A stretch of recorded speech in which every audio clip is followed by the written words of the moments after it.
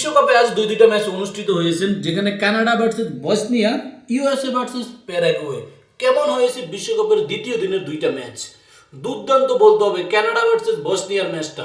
Canada একের পর এক অ্যাটাক করেও গোল করতে ব্যর্থ। এদিকে বসনিয়া একটা সুযোগ পেয়ে একটাতে কাজে লাগিয়ে 1-0 এগিয়ে গিয়েছেন। প্রথম হাফের খেলা শেষ, মনে হচ্ছে যে হয়তোবা বসনিয়া ম্যাচটা জিতে যাবে।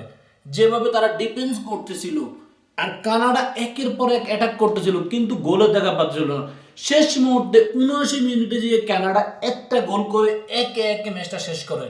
এই ম্যাচটা কানাডা অ্যাটলিস্ট 3-0 বা 3-1 শেষ করার দরকার ছিল, কারণ কানাডা যেভাবে ফুটবল খেলেছে জাস্ট আউটস্ট্যান্ডিং বলতে হবে।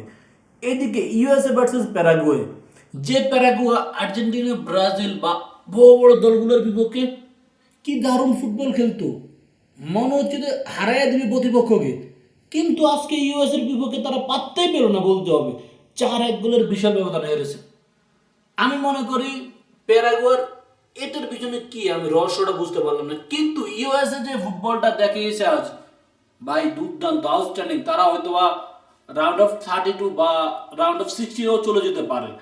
দুর্দান্ত ফুটবল খেলেছে ইউএসএ, জাস্ট দেখার মতন। 4-1 গোলের ব্যবধানে প্যারাগুয়াকে হারিয়েছেন। বুঝতে হবে প্যারাগুয়া লাতিন আমেরিকার দল, অনেক শক্তিশালী দল।